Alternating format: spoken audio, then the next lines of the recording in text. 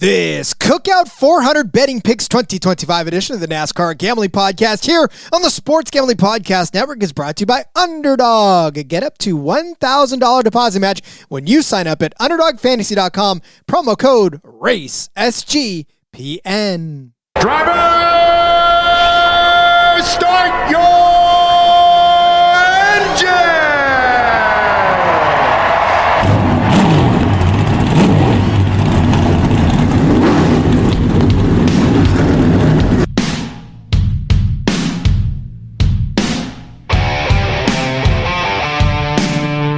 Strap in and pull those belts up tight as the Sports Gambling Podcast Network presents the NASCAR Gambling Podcast. I'm just gonna put my foot on the floor and I'm not lifting till I see God or a checkered flag. My man. With all the news and the best bets for your NASCAR weekend. We want to thank you tonight for these mighty machines that you brought before us. Thank you for the Dodges and the Toyotas. Thank you for the Fords. Lord, I want to thank you for my smoking hot wife tonight, Lisa. In Jesus' name, boogity, boogity, boogity. Now, here are your hosts, Rod Villagomez and Cody Zeeb. Welcome in to another episode of the NASCAR Gambling Podcast here on the Sports Gambling Podcast Network. He, as always, is Cody Zeeb. I am Rod Villagomez. And welcome, ladies and gentlemen, to Richmond. After we go road racing, what better way to get back into the swing of things than to go short track racing right afterwards, Cody? We're hot tempers in Watkins Glen to hot tempers in Virginia. It's going to be great. Back to the roundy rounds, Rod. Here we are. Back to the roundy rounds, indeed, because so many people love all these road races. It's just a matter of we got to go right back to where everybody is comfortable, and that is turning left 4 consecutive times until we reach the start-finish line. Of course, we are at the Cookout 400 at Richmond, Virginia, at the Richmond Raceway, one of the longest-running tracks in Cody this year, only once this season. After years and years of going twice, we're down to once now for Richmond, unfortunately. Yeah, just one race, so that's probably was a good move, I think. Richmond has been a track that's kind of struggled for performance lately. Very similar to Iowa, which we just had a couple of weeks ago, except at least in the past, I haven't seen tire stuff this week, but Richmond generally is a heavy tire wear track, so hopefully that remains the case. Otherwise, we might have another Iowa on our hands. As I said, so Goodyear is bringing the hardest tire and the Pirelli scale of tires. NASCAR is bringing the very hard tires to go. The entire race is what they're planning on doing, I'm sure. Just kidding. That's Hopefully not. not. JK, that's not happening. But even still, I know everybody's obsession with tires lately. Everyone's obsession with road course. Cody, the temperature is getting warmer in the Midwest, but I feel like NASCAR fans are making it even hotter out there with all of their hot takes. It's amazing to watch, especially after this last weekend, how many people have an opinion about a myriad of things, how to make racing better, especially.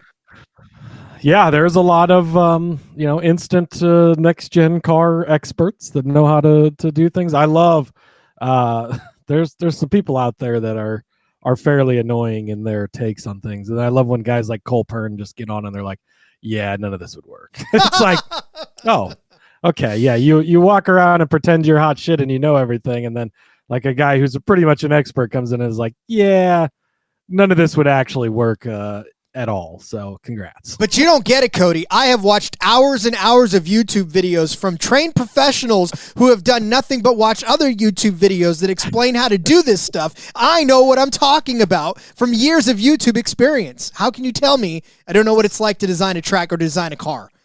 Cody. Yeah, that's I don't know how I could tell you that. But I will anyways. Absolutely love it. Before we get to everybody's comments, let me tell you that the Sports Gambling Podcast is doing another Pacific break with DAPZ Tuesday night at 7 p.m. Pacific. Get your team now. These teams will sell out, so go. Go to sportsgamblingpodcast.com/break and use promo code SGPN for 10% off. That's sportsgamblingpodcast.com/break. Do not want to miss anything the big show does and definitely not this. That was so they did one a couple of weeks ago, I guess probably been a month and a half ago or so. But that was pretty fun and entertaining to listen to them break them. And that guy they have on, he gets pretty excited. Like they drew a Luke McCaffrey, and he's just like but it was like a limited edition card. He's just like losing his mind, and I'm thinking, Luke McCaffrey's not really that good of a play. But this guy was just losing his shit. So I guess it's a great card. It was a lot of fun. That's like when I was busting open the AAF cards and I was getting all super excited about like these guys that nobody's ever heard of, and I was like, yeah, let's go. But like a Zach Mettenberger, I was all excited about him. It's whatever. Nobody else gets excited about it but me.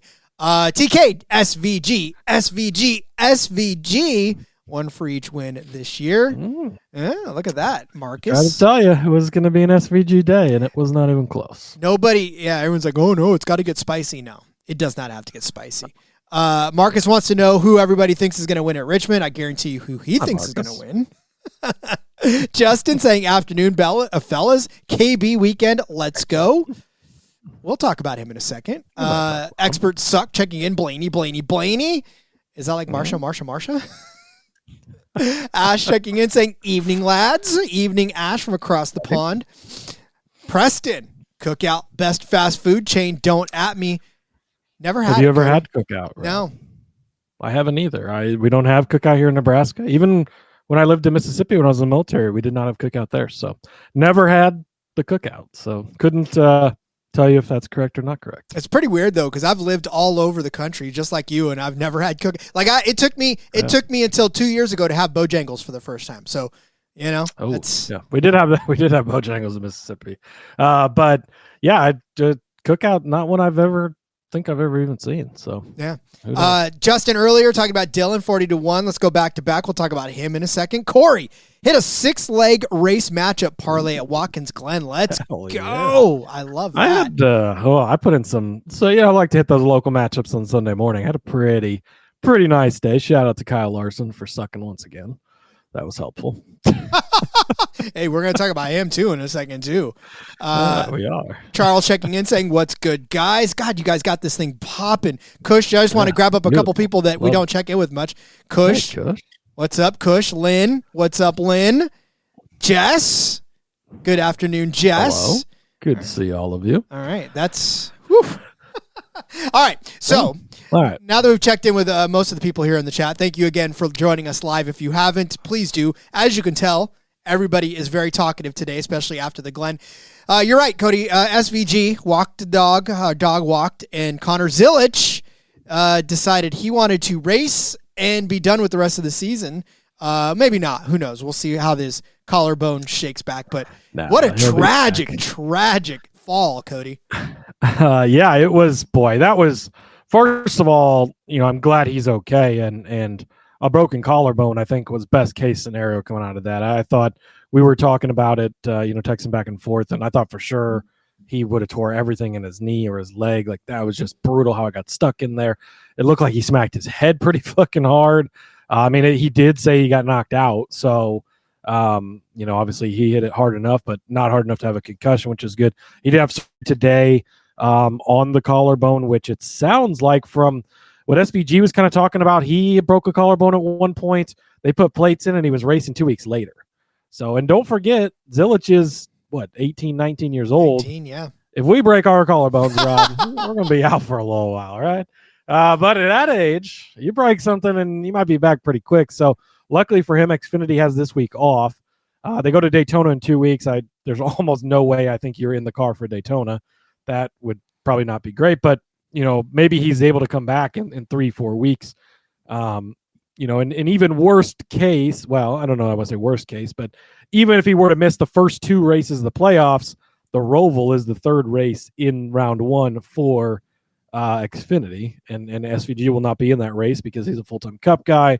Connor could come back and go for the Hail Mary trying to win at that point, and he's got a lot of playoff points. He's got 7 wins this season, so he does have playoff points racked up. But man, that was an ugly fall. So very glad that he's not hurt worse than than what it ended up being. Yeah, it just goes to show you, though, you never, ever know. Like, the most mundane thing you could possibly do, celebrating a win. Yeah. How many, think of everybody who's won a Cup Series, Truck Series, Xfinity Series, ARCA race, local, like, you see guys get out and climb on the roof. It's very normal.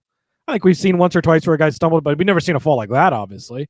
But, I mean, thousands of times, and it's never been a second thought. And, Denny was talking about on his pod, he's won 55 times, I think, now, or maybe even more than that. But he said he thought about it once because it was right after his knee surgery. But other than that, he's not like, I climb on the roof every time and never really thought about it. So at least Dale Jr. will probably be more open to the roof hatch idea now, Rod. So that's good. And maybe less champagne, maybe less Powerade on the sprays. Like, it just, take it easy, guys. Take it easy. That's all we ask.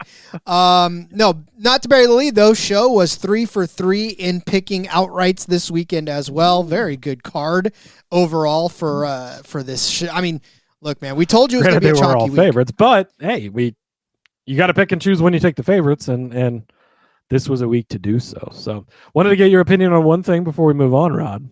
Austin Hill.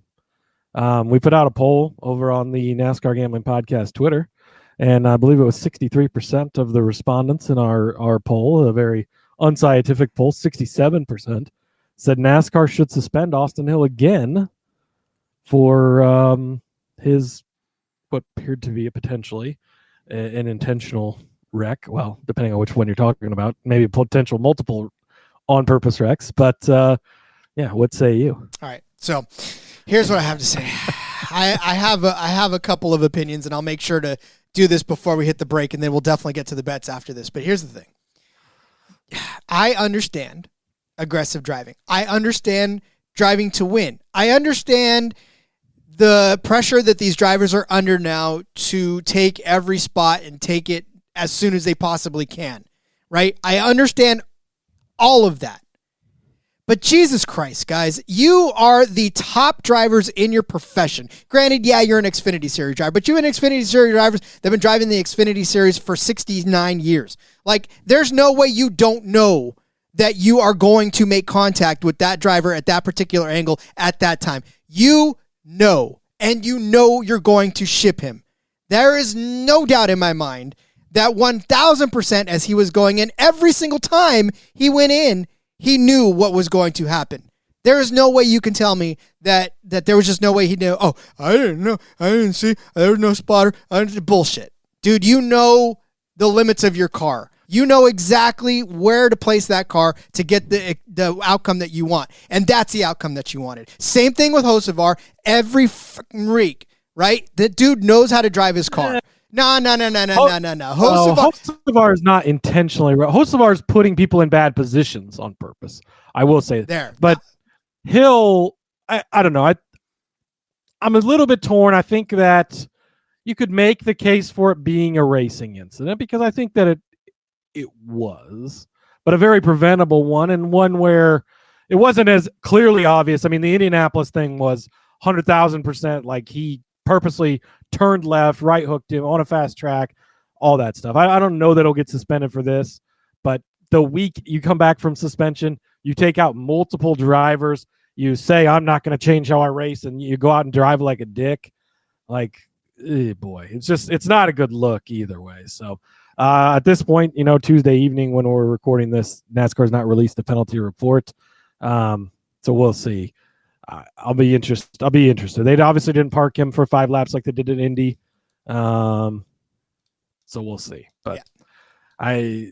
And you put in, it's one of those things where maybe you give a break to a guy like a Connor Zilic who did put SVG in a bad situation and probably could have changed that, but more of a racing deal. But then you pile on Hill, the fact that he had just wrecked Zilic, and he's the week he comes back from a suspension.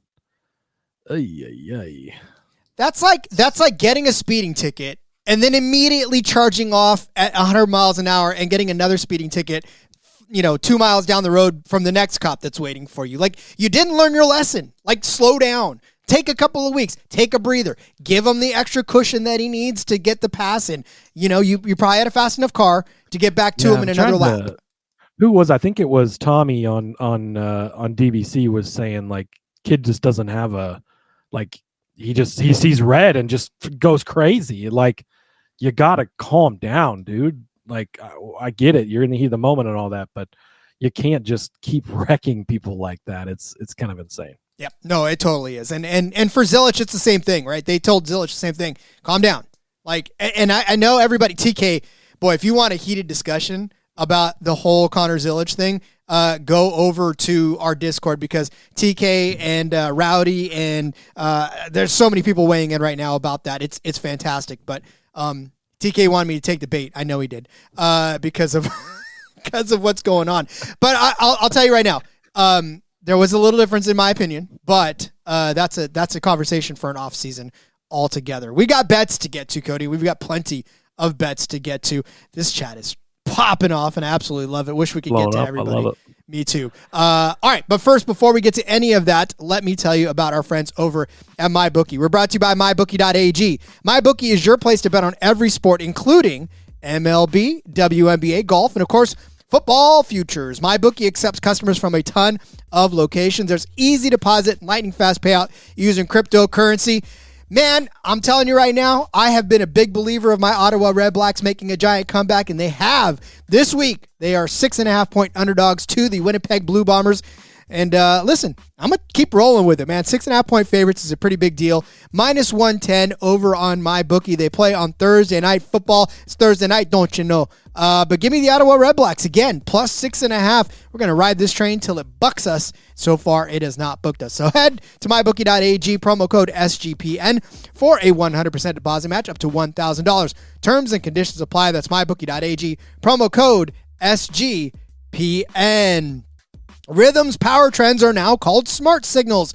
Rhythm continues to crush it with smart signals. Essentially, it's the best of what their house model has to offer. Their AI-detected patterns where Rhythm's model has consistently won and has a high ROI. Think a strikeout prop that wins 59% of the time when the line and the win probability hit a certain range. Smart signals are updated daily and exclusive to Rhythm. There's no touts, no noise, just clean data-backed bets. MLB Smart Signals are crushing it. Mike Trout and Giancarlo Stanton are a combined 14-0 on Smart Signals, recommending that their unders are going to hit. WNBA Smart Signals 97-65 in July with a 15.64% ROI. There's no good that Scott and Adam literally rebooted off one of their bookie accounts for winning too much. They're that good. Download the Rhythm app.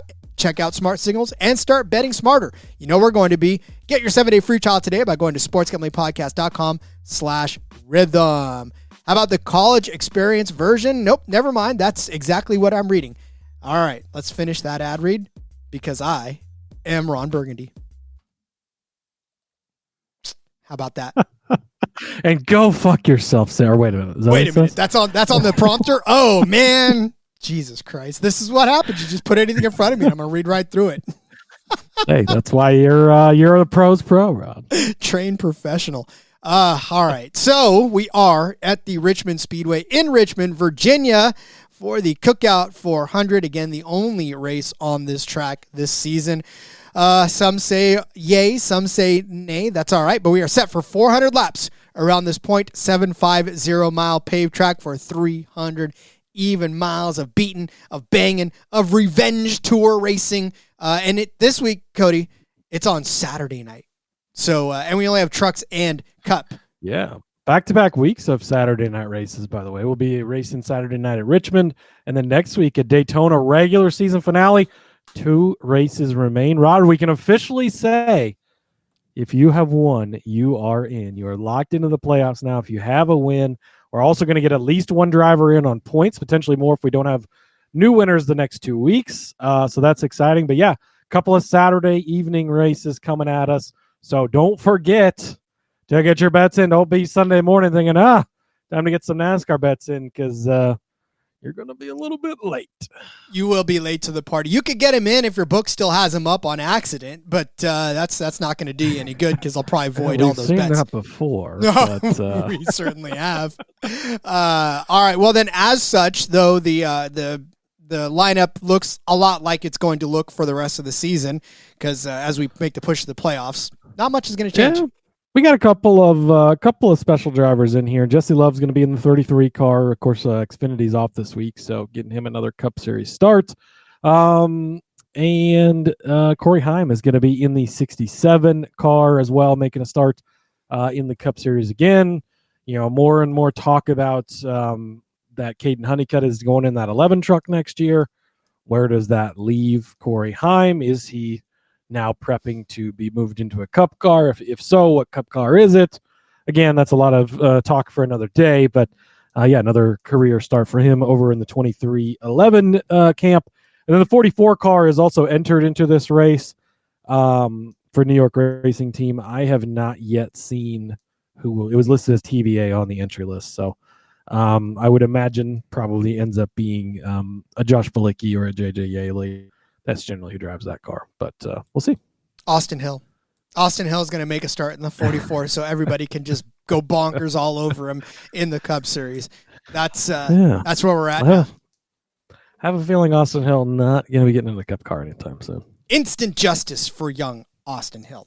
All right. Well then, Cody, there is I know that the books drug their feet. That's what a lot of people are saying in the chat right now. Yeah, boy, it's you gotta search for some stuff at least at this point early in the week. So hopefully maybe you'll get some better lines and some of this other stuff when stuff comes out. But we do have a few books that got out enough for us that we're able to put together a full show.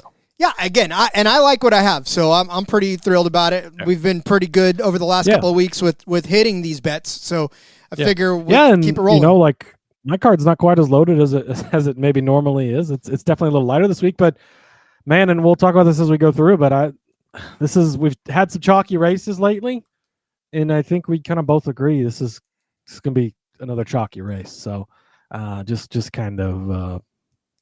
I guess that's how we're rolling with it. So, what's not chalk? Austin Dillon to win the pole, 60-1. Rod, this is my one long shot. I mean, top of the board is it's watered down. Briscoe, obviously, you love. He's like plus 275. Bell's right there with him. Hamlin, all the same numbers. So yeah, I like Austin Dillon. I think he started 6th here in the fall last year. We did have 2 races here last year, but 6th place start in the fall last year. So I like how well he qualified the last time we were out here. He was actually, don't forget, he won this race last year. He wrecked Joey Logano on the last lap. He wrecked Denny Hamlin on the last lap. That's how he won. But before that, in that late caution by Ricky Stenhouse, he was well on his way to winning this race just by being a fast car. They've got something figured out here. Unfortunately, books have sort of noticed that RCR was really good here last year and didn't give us as good of odds as we were hoping on some of these guys.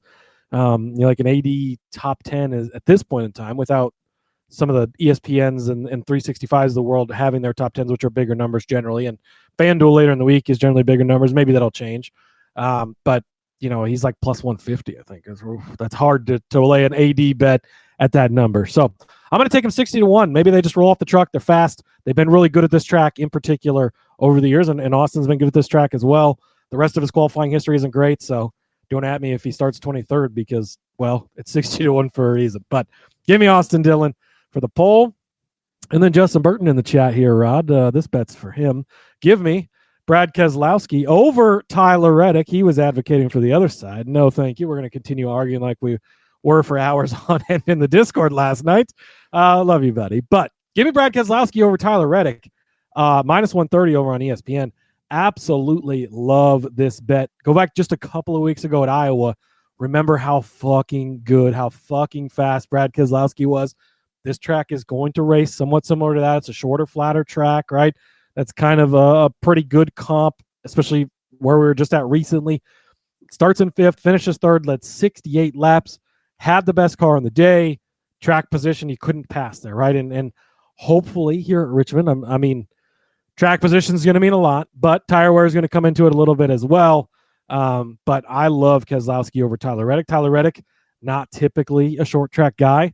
Also, he's kind of hit a wall here lately. You go back and you look for Reddick, 9th at Watkins Glen, but 19th at Iowa, 29th at Indy, tracks he should be good at. 12th at Dover, wasn't great there, right? 6th, 3rd at Sonoma, Chicago, 4th at Atlanta. So a good run there, but super speedways and road courses not comparable to these. But ovals, he struggled. 32nd at Pocono, even a 20th at Mexico City, 13th at Michigan, where he should be good. 9th at Nashville's okay, but Keselowski's going to be better than that. 17th at Kansas, 26th at Charlotte, 21st at Texas, 14th at Dega, 18th at Bristol. Like, you got to go back to Darlington for his last good finish on an oval. Okay, Nashville, I guess you had the 9th in there, but 4th place all the way back at Darlington, and we're talking early April at that point in time. It has not been a good season for Tyler Reddick. On top of that, they've got to go out there and run the safest possible race he can, because right now he is the car that's in on points. One car will get in on points. He has got to mind his P's and Q's. He cannot take any chances. They cannot gamble with strategy. They have got to be as buttoned up as possible and go score as many points as they can. That's not going to help him finish really well.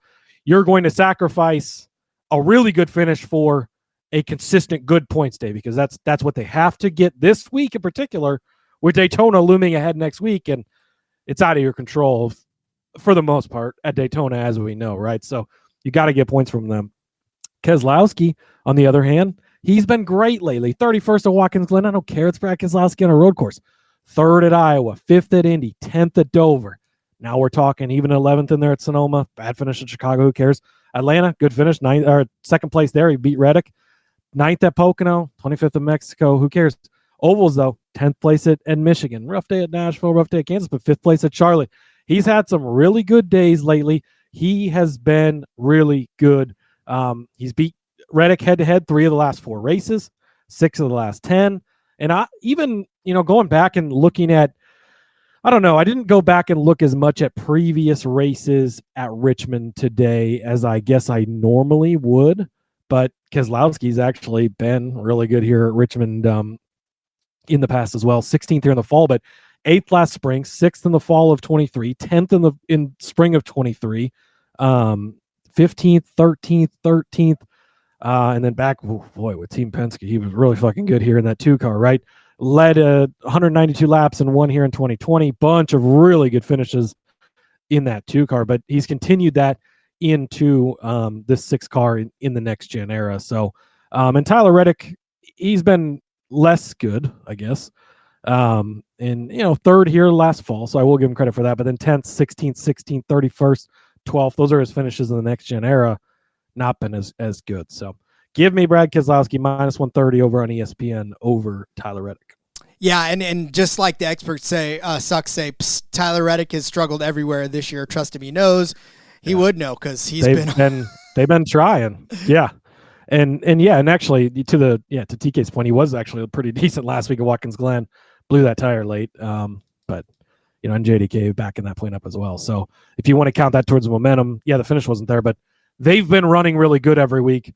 Reddick, on the other hand, I mean, God, I was so all over him last year. He was so regular season champion. He's on the verge of being close to missing the playoffs. If we get a new winner this week and he gets outpointed by one of these other guys next week, he might not even be in the playoffs. That's crazy. And Keselowski, yes, the season started off horrendous for that team, but they figured it out down the stretch. The speed they had at Iowa, this being a comp track, they've got this circled because he has to go out and win, and they're going to gamble. They're going to be aggressive. That could bite you in a head-to-head, but I think that's going to put him up front, and I think he's going to have a fast car. I agree with you on that point, especially faster than Tyler Reddick. Christopher wants to know any thoughts on the Blaney Elliott. Also, Logano Larson is interesting. Don't know which side I trust. It's funny you should ask that, because my first bet is that exact matchup. It is Elliott over Blaney at minus 120 on ESPN. We've talked about the consistency of Ryan Blaney, and boy, has it shown through lately, right? 7th at Indy, 4th at Iowa, 6th at Watkins Glen. Before that, though, he was falling on some hard times, crashed out of 2 of the 3 races in that stretch from Atlanta to Sonoma, crashed out of Atlanta, crashed out of Sonoma, finished 12th at Chicago. But his average finish this year, 16.4. Plus, we've also talked about the model of consistency that is Chase Elliott all season long. His average finish this year, 11.0. The difference here, and Christopher, just like everybody else that's probably wanting the other side of this to be true, is that for Chase Elliott, just his hard times have fallen over the last 3 races. Indy 13th, Iowa 14th, Watkins Glen 26th, but before that it was 6th at Dover, 3rd at Sonoma, 16th at Chicago. Again, these street road courses, I can kind of toss them out, but he won in Atlanta, 5th at Pocono, 3rd at Mexico City, 6th at Charlotte. where the deciding factor for me was, because again, if you kind of look at all things being equal, they are kind of the same type of driver. My tipping point was this track in particular, right? For Ryan Blaney, whatever reason, his average finish here 19.5 in his career. Most of those were spent in the 12 car. He's only got 3 top 10 finishes in all of his 17 starts on this particular track over the last few seasons. 11th in the fall of 2024, 19th in the spring, 14th in 2023 in the fall, 26th in the spring, and then 10th. This is his best year, 10th overall in 2022 rather, and 7th in the spring of 2022. Whereas for Chase Elliott, average finish here, right where you expected to be, 10th. His last couple of finishes here last year, 9th in the fall, 5th in the spring, 13th in 2023, 5th in the spring of 2020 or fall of 2022. Rather, remember, he didn't race one of those races because he was injured. But a 14th, 2nd, 12th, 5th, all pretty much better finishes than Ryan Blaney. And not to say that Ryan Blaney's not on a roll right now, not to say that Ryan Blaney's not a fast car, but Chase Elliott on this track has been faster. The next-gen finishes from iFantasy Race back that up too, where Chase Elliott is 5th on that list with a 9.2 overall average finish. Mind you, he is down a race, so that does kind of skew the numbers a little bit. However, Ryan Blaney comes in at 14.5, so Elliott would have to come in with a pretty bad finish to sink any lower than that, but Ryan Blaney 13th overall. And then if you look at the heat rankings chart, Chase Elliott fast on this track, 4th overall in speed rankings. Ryan Blaney 6th overall. I mean, Ryan Blaney's been faster by and large this year on these conventional tracks, with him falling 4th on the list, but Chase Elliott not that far behind on 6th in the NASCAR season to date conventional track total speed rankings heading to Richmond. Again, if you look at pretty much the whole thing, you feel like it's an equal footing for both of these guys because they're both elite racers. They both can win. They both are top 10 contenders just each and every week.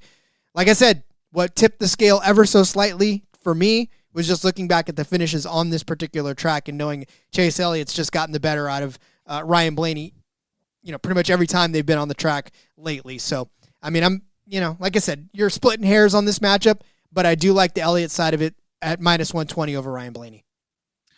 Yeah, Elliott to me, I've kind of placed on a shelf this week, and I want to watch and see what he does because 3 bad races in a row. He's such a streaky driver. But, I mean, last week was his first not top 20 finish of the entire season. So he's been amazing all year, right? And Blaney's definitely been more up and down. So I don't mind that. I think the expert suck is going to go against you, which is on brand, of course, for them. I want to shout out Brendan Smith in the chat, too. It says, good to see you live. Let's fucking go. I don't think I've seen Brendan before. So shout out to you. Make sure you subscribe, click the bell so you always catch us live over on the YouTube. And then I wanted to just touch on real quick. Christopher brought up Logano Larson. That matchup is so freaking interesting. Joey Logano, I want to give him a shout out.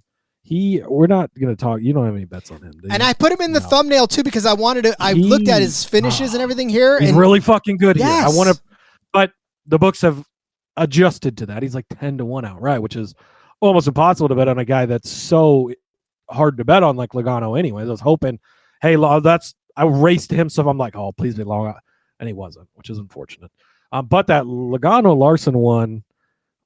Spoiler, I'm going to make a case for Larson in a bit, but it's not been good lately. That's an interesting matchup, and I wanted to shout out Logano. We're probably going to find a way to work him into the DFS show because I think that he's a guy you definitely want to keep in mind this week because he's been really good here. William Byron also, another guy I couldn't find to work my way in, but he's been good lately, and I was sad I could not find a way to bet on him. At least so far this week. Yeah, there was a bunch of numbers that I wasn't really ready to swallow, so I just felt, this isn't the right place for it. And the Logano Larson one definitely was one. And I like you, Cody, you're going to make the case, but I'm with the expert sucks right now. You may have to not fade. However it is when you don't do what I say or say what I do, that's what you're going to have to do, expert sucks, because I feel like I'm with you on the Larson train. Yeah, the case, I mean, I'm still on the same train, but we'll get to it in a bit. It's a number thing, and we'll talk about it. But, yeah, it's tough to bet on Kyle Larson right now.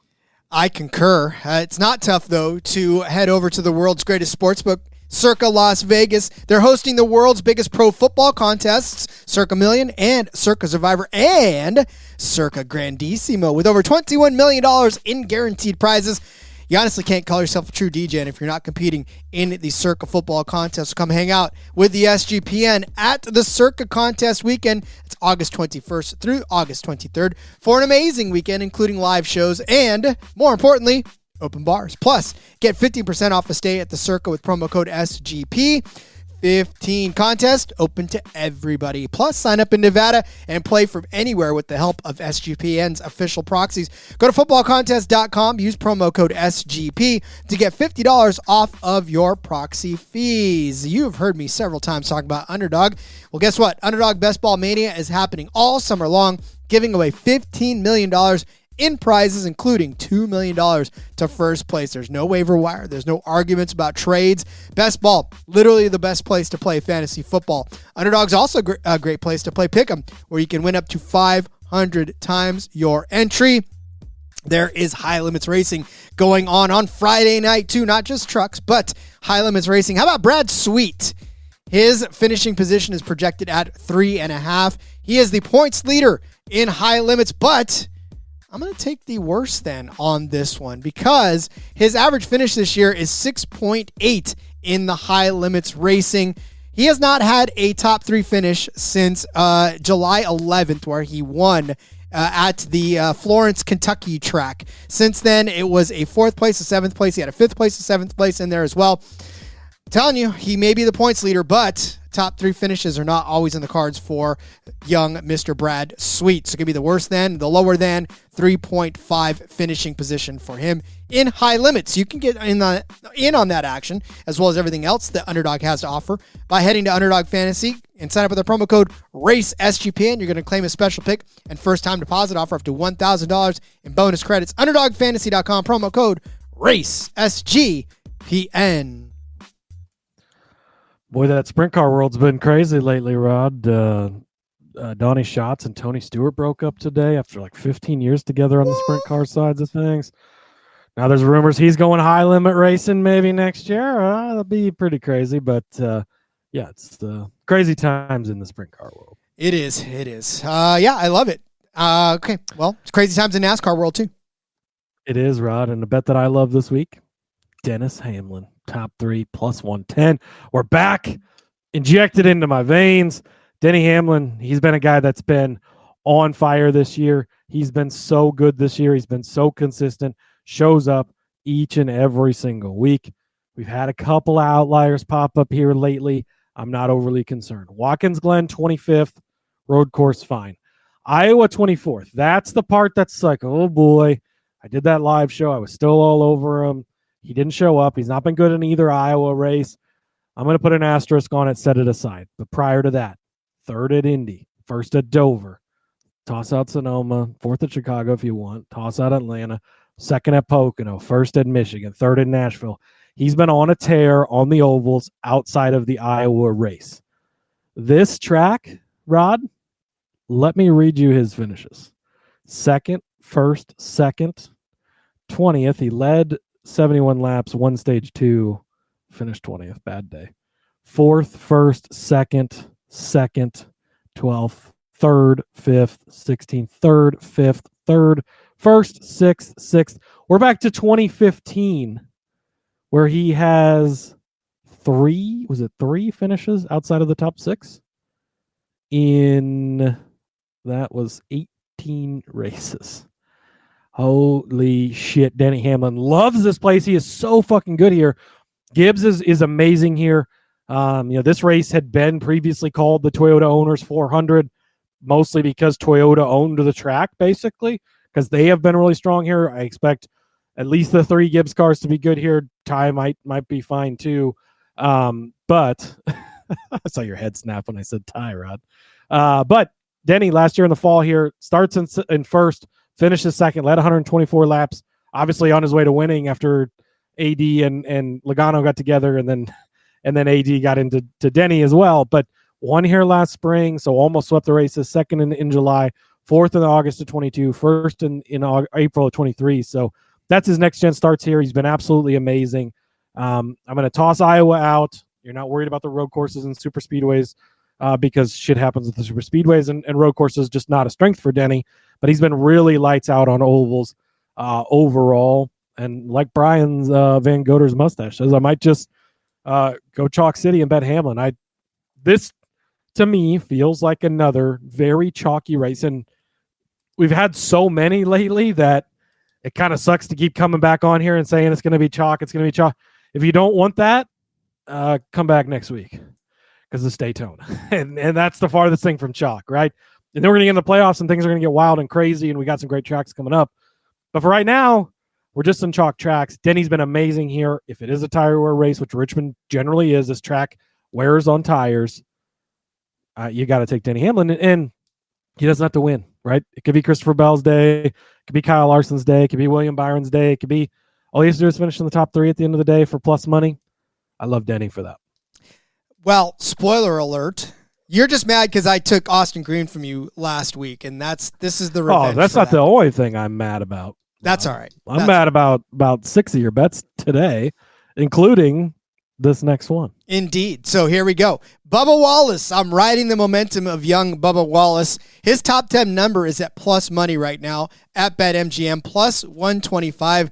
Are you kidding me? I mean, listen, not so much to say that Bubba Wallace has been on a complete tear this season, but boy, has he come into his own over the last 4 races. 4 pretty much entirely different disciplines, and he's been a top 10 driver in all 4 of them, right? Dover, he started 22nd, ended up finishing 7th. Indianapolis, started 2nd, finished 1st. Iowa, started 15th, finished 6th. Watkins Glen, started 15th, finished 8th. All of those races were technical. All of them had strategy calls. All of them had him driving up from the middle of the pack, except for Indy, where he started in the outside pole. But I got to tell you, man, I know he's as polarizing as probably Ty Gibbs is to me in some instances, or Carson Hocevar is to me in some instances. But the difference is this. Bubba Wallace is getting it done right now. Tell me what Ty Gibbs has been doing lately. Oh, but he got a top 10 like 5-10 million months ago. But Rod, why are you bogging him? Oh, Carson Hocevar is the fastest driver on the track each and every week. Where's he finishing? Bubba Wallace is putting his money where his mouth is, and he's actually finishing inside of the top 10 every single week over the last 4 weeks.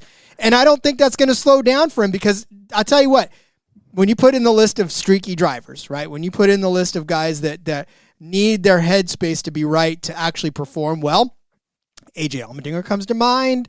A lot of these guys, the emotional drivers, they basically run on pure emotion. Bubba Wallace is one of those guys. And if you look at the stretch between Pocono and Sonoma, you'll see exactly that. His Mexico City interview was okay, but boy, Pocono 36th, Atlanta 22nd, Chicago 28th, Sonoma 26th. Like, he got in his head. Same thing after Talladega where he finished 8th. Then he got 33rd and he crashed out of 3 straight races. Texas 33rd, Kansas 33rd, Charlotte 35th. So he's a very streaky driver. If you look at the streaks of bad finishes and then good finishes and bad finishes and good finishes, this is the longest streak of good finishes for Bubba Wallace, and he's just riding high right now.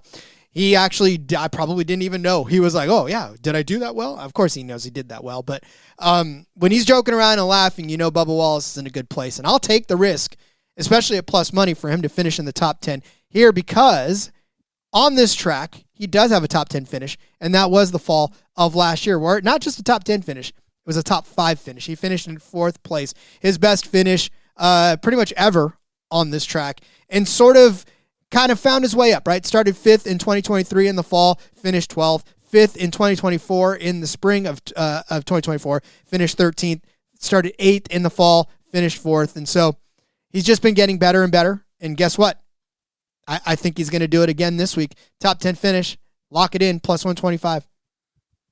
Yeah, I love this. I wrote this bet down. I'm like, oh, this is a great bet. I love it. I went to put it in the doc, and yeah, you beat me to it. So fully endorse this one. Bubba's been on fire lately. He is a guy, like you said, that runs on emotion. Things are going great for him right now. And he's been really good at this track in the past. We mentioned how good Toyotas have been here. So I think all of those things combined are great. So top 10 odds, by the way, we're looking at BetMGM's got the best numbers out right now. Not a lot of places have top 10s. ESPN generally has better numbers. Bet365 generally has better numbers. Neither of those have dropped, at least when we started this show.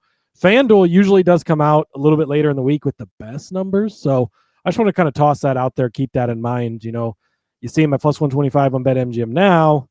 Maybe you get a 2-1 on FanDuel tomorrow, something like that. They're never post before we record, unfortunately. But something to keep in mind. They know, Cody. They know. Well, they do. But also the top 10 market this week is weird. You know, usually I got all these long shot top 10s I like. I don't this week, Rod. I've got 2 top 10 plays that I like, and that's what I'm going to give you. One of them is Kyle Busch, top 10. He's plus 110. I was hoping for a bigger number. I said a couple of weeks ago, I was like, this is a race I had circled for him. I got all excited about it. And then you start to listen to everybody else. And Steve Latour, oh, Kyle Busch is the dark horse this week. And somebody else, oh, the Kyle Busch is. It's like, damn it. I didn't want everybody else to be on him. Unfortunately, they are. Mixed bag of results lately. 20th at Iowa, you know, 11th at Dover is a positive. 8th at Michigan, bigger track, but you know, he was 8th in the All-Star race, so short flat, I guess we'll take it. He was 8th at Phoenix, so I do like that part of it. And he's been pretty good here in the past as well. And main thing I'm leaning into, we talked about earlier, RCR has been really good here. I'm hoping that they take whatever Austin Dillon had here last year and put it in Kyle's car. Kyle finished 12th here in the fall, so not a bad run by any means. 20th here in the spring, which wasn't great, but he's been better in the fall. So, you know, the track's hotter, obviously, in August than it is in March or April, which is when these spring races were. The tires are going to wear more. I think that plays into a guy like Kyle Busch's hands. So 12th here in the fall, 3rd here July of 23. So that's 2 finishes in a row, very either top 10 or very close. And then in 2022, he actually finished 9th in both races. Now, granted, that was a Joe Gibbs Toyota, but still, he ran good here.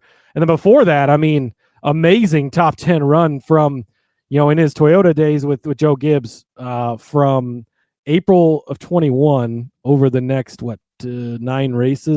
8 races, all top 10 finishes all the way through August of 22. So a great run there.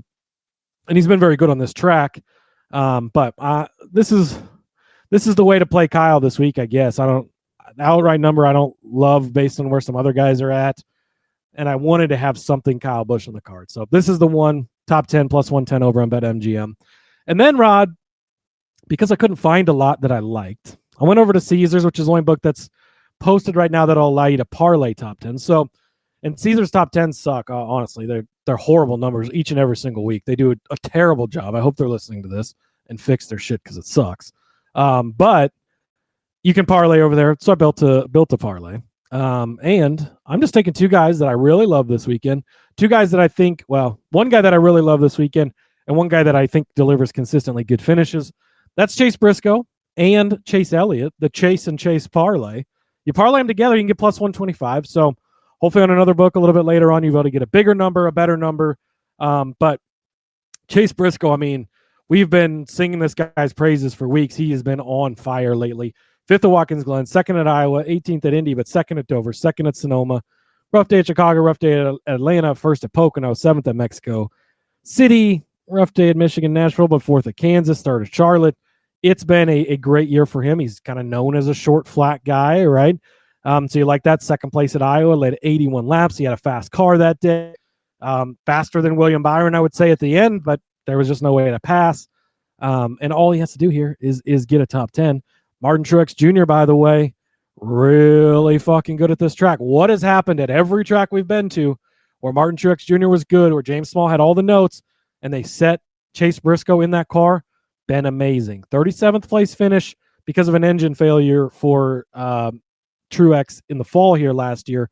But he was 3rd in stage 1 after starting 2nd, so he had a good car. Engine fails, that happens. But March of last year, led 228 laps, finished 4th. 7th in the spring, or the summer rather, of 23. 11th, 7th, 4th. Those are all his next-gen finishes. Before the next-gen, 1, 2, 3, 4, 5, 6 top 5s in a row, 3 of those being wins. Truex has been absolutely amazing here. So obviously you hope that Briscoe can take that and work with what he has been given, right? Briscoe here, has been good enough for the equipment he was in. 21st and 18th last year, but 11th and 12th and 23 when the team wasn't closing down, right? Good runs. 11th here in 22 as well. So just outside of the top 10 in much, much, much, much, much, much, much lesser equipment that he's in right now. So you need him to get top 10. And then for Chase Elliott, obviously, it's been well documented how good he's been. His first finish outside of the top 20 was last week. 14th at Iowa. There was some stuff late where I don't remember how that went down, but he lost a bunch of spots near the end of that. Should have been a top 10 car. 6th at Dover, 3rd at Sonoma, 1 at Atlanta, 5th at Pocono, 3rd at Mexico City. He's been solid all year. 10th at Phoenix, if you want to go back to the other short flat. And another guy who's been really good at this track in particular. If I can open up the right tab, that's the wrong Chase. How about this Chase? He's been good, right? 4th place here, or 9th place here rather in the fall. 5th place last spring at a 13th, but then 5th, a 14th, but a 4th. Again, fall races better, which is what we want to see. And then even going back again, pre-next gen era, he has been good as well. So give me Chase Briscoe plus Chase Elliott top 10 at plus 125. You got to parlay the two together to get that number. They're both, minus 200 or so on their own. But I think you're getting two very reliable drivers. One, Briscoe, I think, has a very good chance to win this race, which we'll talk about more in a bit. But they're guys who just consistently deliver you top 10s week in and week out and good, solid runs, especially here lately. Both have been good at this track or are in very good equipment at this track in the past. So I think that's, at least for now, the way to attack the top 10 market. I will say, Rod, little teaser for you guys, but stay tuned on Friday because there might be a little bit of a bonus bets episode. Which we'll give you more details on that later, but extra show this week, and we might dig a little deeper into some more top 10s. Yeah, I'm definitely excited about the extra show to dig into more of the odds that we don't get to on this one because obviously there's a lot left on the table because they didn't get them all out to us the way we want them, but yeah, definitely looking forward to that as well. Love your Chase and Chase. I do love Kyle Busch. I was gonna put him in there somewhere as well, but I couldn't really find the good angle. So I'm glad that you decided to parlay them because it's exactly what I probably should have done. But that's why you are the smart one in the room. All right, my next bet gets 60 seconds, and that's it because I don't need to spend any more time talking to you about ready and timer start. Kyle Larson. I've got Kyle Larson as a top 5 car, minus 115 over on ESPN Bet. Look, say what you will about Kyle Larson. I know that he's Captain Shook. I know that you guys are feeling like he has abandoned you as far as being a good driver. But lest we not forget, he did finish second at Indy, 4th at Dover. He's got a 7th place at Pocono. He won at Kansas. He finished 4th in Texas. He won at Bristol, which is a short track, by the way. A 5th in Martinsville, which is a short track, by the way. A 3rd in Phoenix, which is not a short track, but a shorter track than most. Kyle Larson, 3rd overall in the next gen average finishes on this track. Finishes a 5th, 14th, 1st, 19th, 3rd, and 7th. I get that the 7th place finish was not a top 5 finish. However, if anybody can get things done, it's Kyle Larson. He needs a bounce back because you're right, he's Captain Shook. Something's happened. He didn't even win in the sprint race that he was supposed to win in, but I think he'll finish 5th here this week. That's the minute. I kind of said this in the chat earlier when they were talking about that head-to-head. I don't think you can trust Kyle Larson enough to make a minus money bet on him right now. I just don't think you can. He's Captain Shook. If you're in the Discord, there's been the memes going around, the chat GPT stuff. He's really, really, in an overall sense, in for Kyle Larson expectations, I want to put that caveat in there, he's not been good since Indianapolis. The Indy 500 did something to him, and I think that it's tough to trust betting a minus money bet on him because there's just too many other sides of it where you get absolutely fucking burned on him, and I don't love that. So I am about to make a case for Kyle Larson in a different way in a minute, but again, because of this number, I have to say that I don't like the bet. And if you finish this top 5 and I don't have this bet, I'm not going to be sad about it because I don't think you can trust him enough because it's checkers or wreckers for this guy. And There's been a lot more records than checkers lately, Rod. You're absolutely right, which is why I only spent a minute, because you're either going to make up your mind the second I say it as to whether you want it or you don't. I just feel there's this weird feeling that this week is going to come to a culmination for Kyle Larson. Much like you said, this was a chalky week. So, and I know Christopher wants to know, would we rather play the top 5 over the head-to-head? Honestly, I feel like for the same price, give me the head-to-head, because then he doesn't have to finish top 5. And maybe Joey has a bad day. Joey's I know. And yeah, but that's the thing. Like, this is not the week I want to be going against Joey Logano. Honestly, I might bet the Joey Logano side of the head-to-head and then take the other Kyle Larson bet I'm going to talk about in a few. Yeah. Corey says he thinks the presence of SVG is shaking his confidence. Yeah, I don't know if I go that far. Possibly. Yeah. And TK says he thinks the fact that the 5-car had brake failure is a bad sign as well, not just Larson, but the team dropping the ball. That's maybe not just something, a lot of things I think have been off with that 5-car lately. And it's definitely a scary thing. But all right, Rod, something that's not scary, something that's not been off, Brad Keselowski. I'm going to take his top 5 plus 210, and I'm going to take him to be the top finishing Ford at 5-1. Our guy Chris Buescher came through last week, cashed that top Ford we went the solo top Ford play, and it worked out. Shout out to Dale Jr., by the way, Ultimate D-Gen. He's been giving out his manufacturer parlays every week, and he nailed one this week. So, granted, they're usually almost always very chalky, but hey, I love that Dale Earnhardt Jr. is into. He can't obviously bet on the sport because of his multiple positions, but that if he were to be betting on it, and he bets on other things, he's very open about that, which I love. That he's a D-Gen just like us, Rod. So, Brad Keselowski. He's been really good. Talked about it earlier. 3rd at Iowa, 5th at Indy, 10th at Dover. Really good runs here lately. 9th place at Pocono, 10th place at Michigan. That's all your recent ovals that we've been on. He's been good. Even go back to Charlotte with the 5th place finish. Struggled out of the gate this year. That's nobody's is denying that. That's how it worked. But they've picked up things lately. They've been fast. He was the best car at Iowa. Again, a comp track we were just on a few weeks ago. Not long ago, we had this look. They've got things figured out. They got to go for it this weekend. I mean, he's got to win to get in, and I think that he's going to show up with a fast car. He's got a baby on the way. Could we get that early new dad bump? He's not. I mean, he's still. I guess you're a new dad every baby, right? Because it's sure. So he's got like 14 of them already, but it doesn't matter. Rod, in the next gen era, in this number 6 car, he led 102 laps just 2 summers ago in 2023.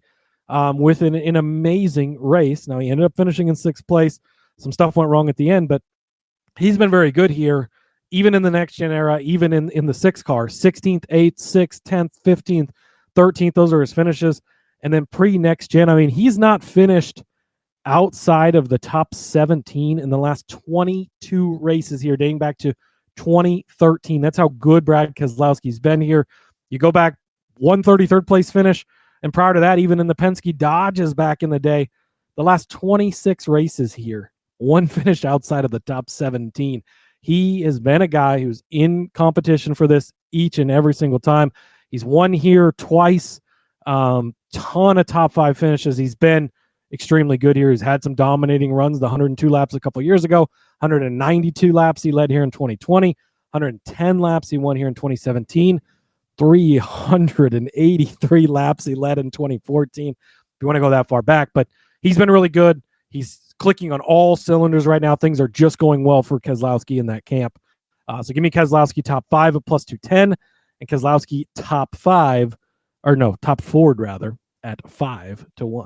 They both start with F, so I'm not top 5, top Ford. Fives, Fs, a lot of things going on. The top 5 Ford for Brad Keselowski. No, I do love this because I do believe that this is a momentum type of a thing for Brad, and we're starting to see him reemerge a little bit, and hopefully he does capitalize on that. So, speaking of another B word, I love your Briscoe that was already mentioned before in your top 10. I'm going to take it one farther and take Briscoe top 5 at plus 130. If you look this season at the number of top 5 finishes in the field, you will find that Chase Briscoe has the 3rd most top 5 finishes in the entire field. It's Denny Hamlin with 11. It's Kyle Larson with 11. It's Chase Briscoe with 10 top 5 finishes on the season. And then look at the short track finishes. Cody already mentioned them before. 9th place at Martinsville, 4th place at Bristol, which is really where you're hanging your hat. But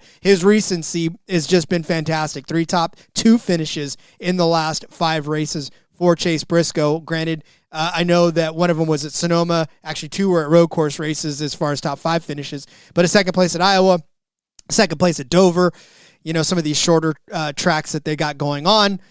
I mean, Chase Briscoe's going to get into the top 5, in my opinion, because he's just been that good lately. And at plus 130 for a top 5 when everybody else's top 5 numbers are kind of junk, I do love the price for this. And I don't know really what they were looking at to give you plus money for it, but give me Chase Briscoe, top 5, plus 130. Yeah, we're just running a staggered Chase Briscoe car lift, Rod. So the next leg to that is him to be the top finishing Toyota at plus 500. Plus 550 rather is what you can get that at. Look, you just made a case for him. Absolutely love Chase Briscoe this week. We've both talked about him at length at this point. The Toyota group is a tough one, right? You got Denny Hamlin's going to be great here. Already made the case for that. Christopher Bell should be great here. I know somebody had asked earlier in the chat, how do you bet on him? Heavy favorite this week with Denny. It's hard to find a way at this point in time to bet on him. Been a little inconsistent lately, but a great run last week. But I think getting Briscoe, who I think is equal to, just behind Denny, maybe equal to Bell at this point in time, how they've been running, plus 550, it's just out, too big of a number for what it should be. So give me the Briscoe top Toyota. Again, this should be Denny Hamlin. That should be, but I think that Chase Briscoe has proven lately he can run with and better than Denny Hamlin as well. Shouldn't be plus 550 in this group. So yeah, Chase Briscoe, top Toyota, plus 550. What's crazy, though, is that we've seen, and I know we keep harping on the chalk part of it, and yeah, it's probably going to be chalk, but we've seen little incidents that take out the Kyle Larsons, the Denny Hamlins, the Tyler Reddicks in some instances, a lot of times, the Ryan Blaney's. Like, we see these little things that turn their day inside out, and, Captain Two-Stroke wants to know how you're going to pick Briscoe over Bell. Come on, buddy. Well, let me explain that to you. Because if you go and you look at the numbers for what they are priced at, as I try to quickly pull them up here, top Toyota, Christopher Bell's plus 140, Denny Hamlin's plus 140, Chase Briscoe's plus 550. So if you have those 3 guys on a pretty same level, I'd put Denny at the top, and I think that Bell and Briscoe at this point in time, I think there's a lot of case to be made that Briscoe's been there's not a case to be made. Briscoe has been running better than Christopher Bell has lately, and you're getting him at 4 times the number that you're getting Briscoe at. That's why it's not always about who you think is going to. I think that Hamlin is going to be the top finishing Toyota, but I know that there's a lot better value in betting on Chase Briscoe. And yeah, you look back at Bell, like 2nd last week, but 17th at Iowa, 8th at Indy, 17th at Pocono, 16th at Michigan, 10th at Nashville, 2nd at Kansas. Yeah, you won Phoenix. I get it, right? Short flat, but not. Yeah, I mean, that's why I picked Chase Briscoe. The number, and he's been running better in an overall sense than Bell has lately. So those 2 factors make it an easy Briscoe for me at that number. Yeah, I do truly love Briscoe this week. It's kind of crazy that I came around to Briscoe because I wasn't necessarily on him at the beginning of the year, but sometimes you can't ignore what's been happening right in front of your face. And that's been the case for Briscoe this week. All right, mine, I'm stepping outside of the norm, and I'm going to take one of these specials that Caesars gives us, and this is average speed of the race. Going to take the over on this one. 96.5 is the over, minus 105 for average speed of the race for the last 6 not cookout 400s, but for the last 6 races in Richmond have been faster than 96.5 overall in speed. In fact, last fall's race, last August's race, average speed, 100.355 average speed. That is pretty quick for Richmond Raceway. 4 cautions in that for 26 laps, so basically the stage cautions and then 1 for cause. So they basically ran quite long on this one. Cody was just talking about it earlier. The reason why they've dropped down to 1 now is because a lot of people were complaining a la last year as well. Like I said, the fall race was 100 miles an hour. Spring barely missed it, 94.076 miles an hour, only 5 cautions in that one, probably slowed it down a little bit. Fall of 2023, or July of 2023, average speed 98.73, so that was the over. The spring race of that one, 91, so that one missed it. But in 2022, 98.11 the average speed, 97.447 the spring race average speed, better than 96, of course, which is more faster.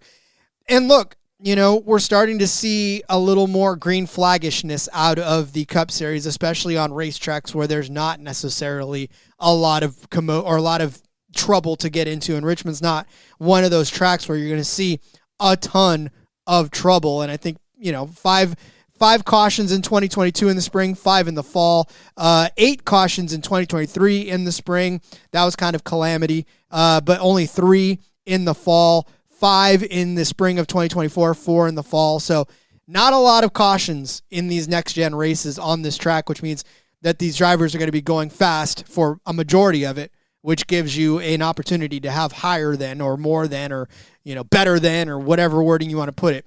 96.5 is the average speed of this race.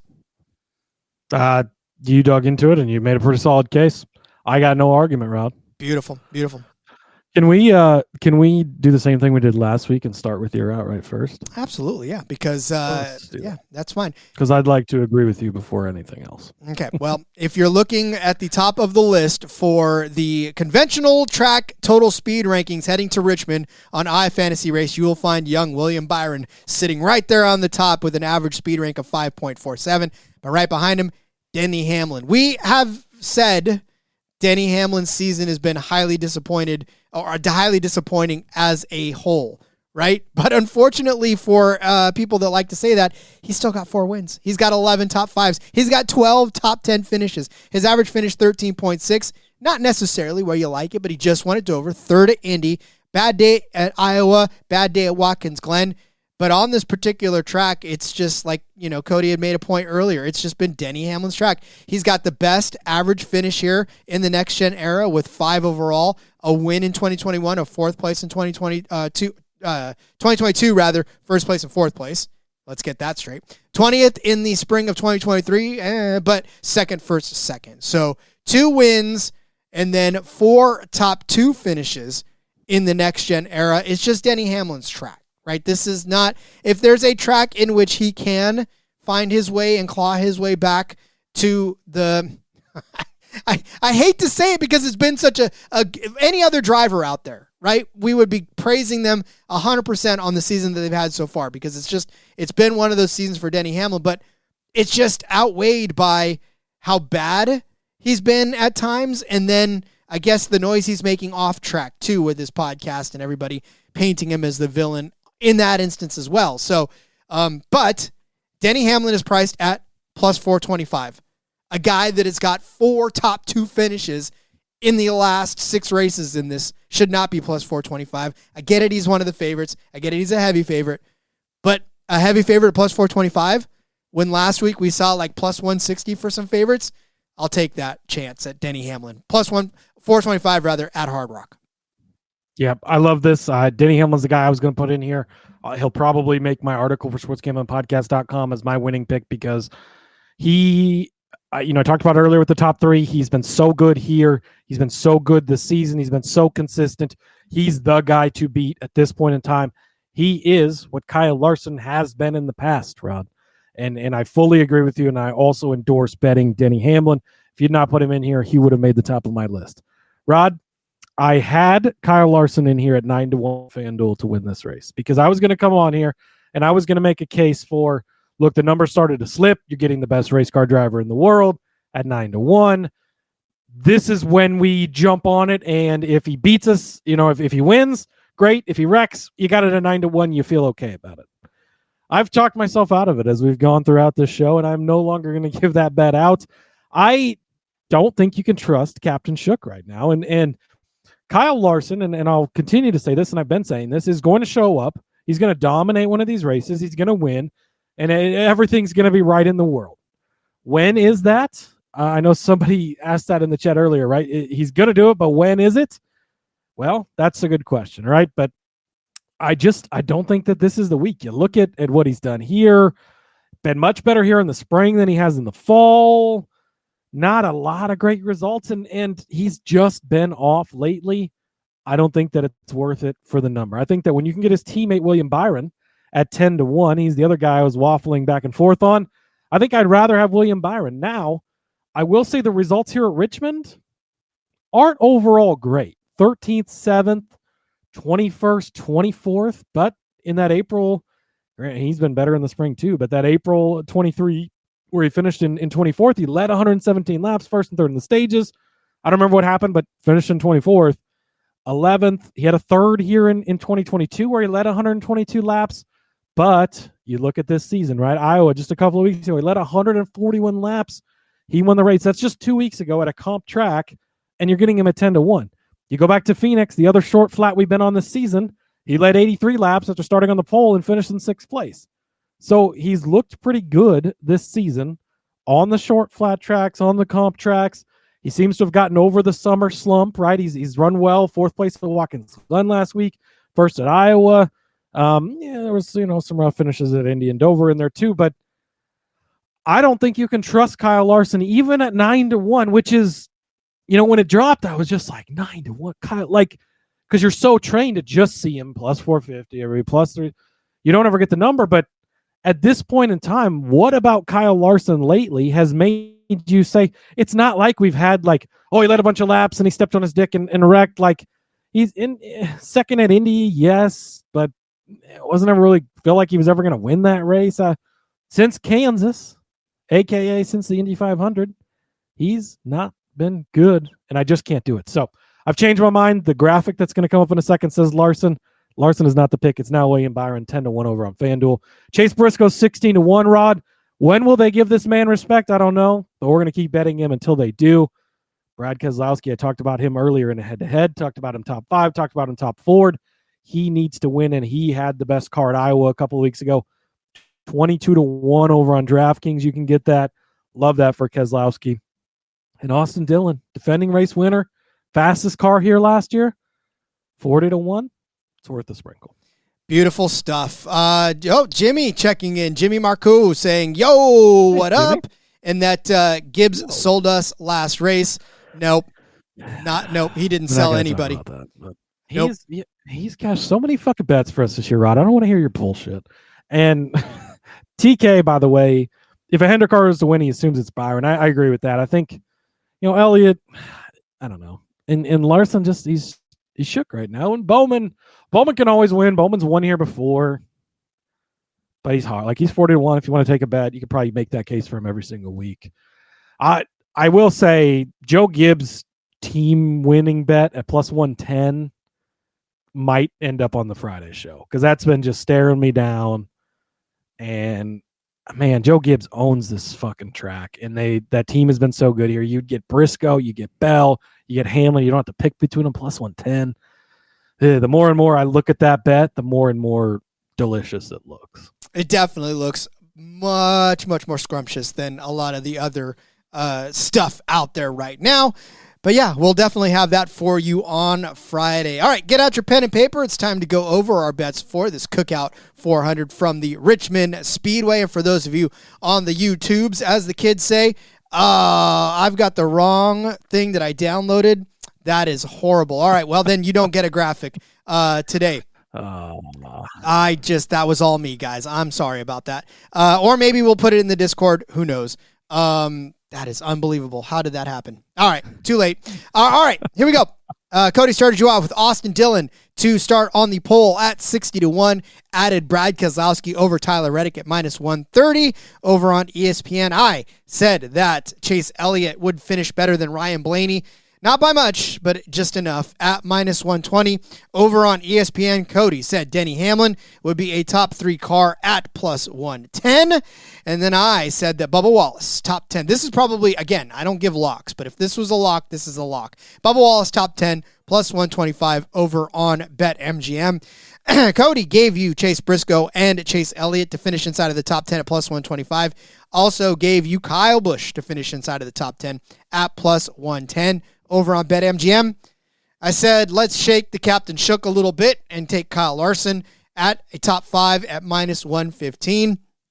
Cody gave you Brad Keselowski top 5 plus 210. Also added the top Ford at plus 500, so 5-1 for that. I gave you Chase Briscoe as a top 5 car at plus 130 over on ESPN. Cody gave you Chase Briscoe top Toyota at plus 550. I said the average speed of the race would be over 96.5 at minus 105 over on Caesars. Cody gave you William Byron at 10-1, Chase Briscoe at 16-1, Brad Keselowski at 22-1, Austin Dillon at 40-1 to win the race. I said Denny Hamlin at plus 425 is my chalky pick of the week to win at Richmond. That is it, my friend. We have reached the end of the Richmond Cookout 400. Can't wait to start. Well, remember, everybody, Saturday. Yes. This race is on Saturday. Get those bets in. It is Saturday night this week and next week at Daytona. So get those bets in. Rod will be back tomorrow. Hopefully Truck Series. We'll see what the books do for us. If not, it'll be DFS tomorrow. Trucks on Thursday. Either way, we'll have those two. And then a little special bonus coming for you. Get a special guest bonus picks as well on Friday. So make sure you subscribe to the YouTube. Click that bell. Subscribe anywhere you get your podcasts. All the fun stuff the kids say. You can also follow me, Rod, over on the X at Husker_Zeeb. I do not just NASCAR and racing, but tons of other sports, especially for sportsgamblingpodcast.com. Bunch of college football previews coming out for conferences, best bets, NFL stuff. Been doing the preseason weekly picks, all sorts of fun stuff. So you can get all of that over there. And, see you guys tomorrow.